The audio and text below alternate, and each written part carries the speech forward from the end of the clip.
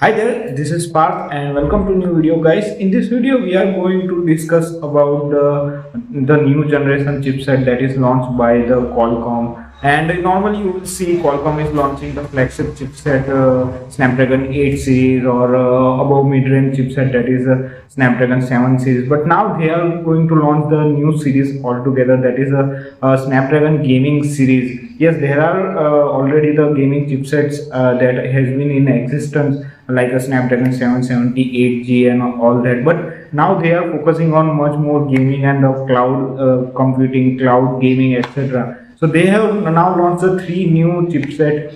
Now in this particular lineup, Qualcomm has got three new chipset. First one is the Snapdragon G1 Gen 1, second one is the Snapdragon G2 Gen 1, and the third one is the Snapdragon G3X Gen 1. So what are the basic difference between this chipset? And now, out of all these three new chipsets, Qualcomm Snapdragon G3X Gen 2 is the most powerful chipset, and this will be having the new Adreno A32 GPU, which can be boost up to the speed of the graphics processing up to the 30% and the processing power up to the 50% as the Qualcomm claims.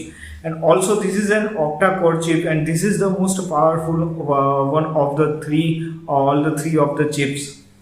Now let's talk about the Snapdragon G2 Gen 1, and this is sort of a bridge between the Snapdragon G3X and Snapdragon G1 Gen 1. Which can be found on the other devices, but this is the what is a sort of mid-range chip that we used to see, like a Snapdragon 6 series processor or even the Snapdragon 7 series processor like a Snapdragon 720, 720G, 732, etc. So this is still an octa-core chip as per the Qualcomm says. And now last but not the least, let's talk about the Qualcomm Snapdragon G1 Gen 1, and this is still an octa-core chip as per the Qualcomm, and this chipset will be having the Adreno A11 GPU as per the Qualcomm claims, and this is still an octa-core chip. And this is the chipset which is the very sort of entry level chip in all of these three chips, like we are used to see the Snapdragon 4 series chipset which is found in the 7 to 8,000 rupees smartphone, if you remember. And this G1 Gen 1 chipset is focused more on the efficiency, and it is suitable for more of kind of a budget devices. So if you want to have an what is a good gaming and a good gaming experience on the entry level devices, then this chipset will might suit to you. This is not an something very powerful chipset. On the other hand, the Snapdragon G3X, which is the most powerful one, will be focusing on the power hungry devices, and it's just like if you want to do just gaming on your smartphone and you don't care about the thermals and etc., and you just need a raw power and very powerful GPU, then this is the chipset you should go for.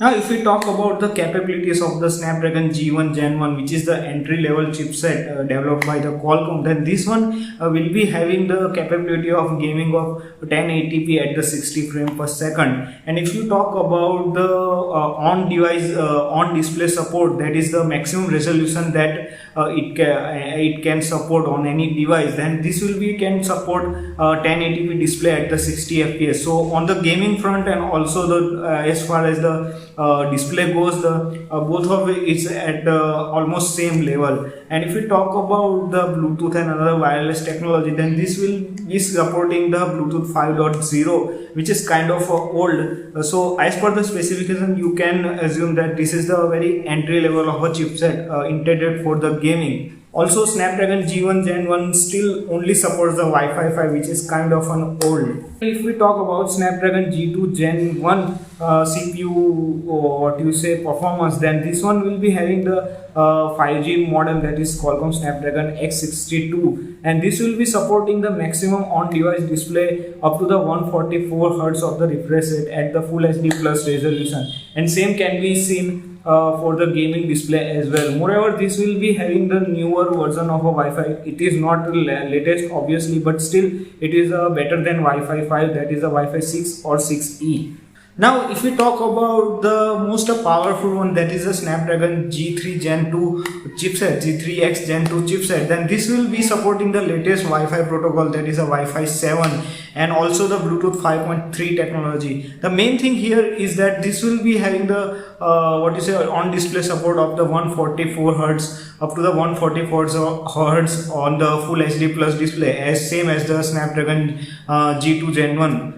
I have researched on the Qualcomm website, but Qualcomm has not mentioned that the resolution of the dual cameras, but this will support the dual cameras, which was not present in the Snapdragon G2 Gen 1 and the G1 Gen 1. So guys, that was all about the Snapdragon G series CPUs. What do you guys think? What are the improvements that Qualcomm might have done on this existing lineup? Or what do you think, guys, which is a more remarkable version of the GPU out of all these three? So do let me know in the comment box below, and if you have still any doubt regarding this video, then you can put it in the comment box below. Till then, like, subscribe to the channel and stay safe. Goodbye, take care.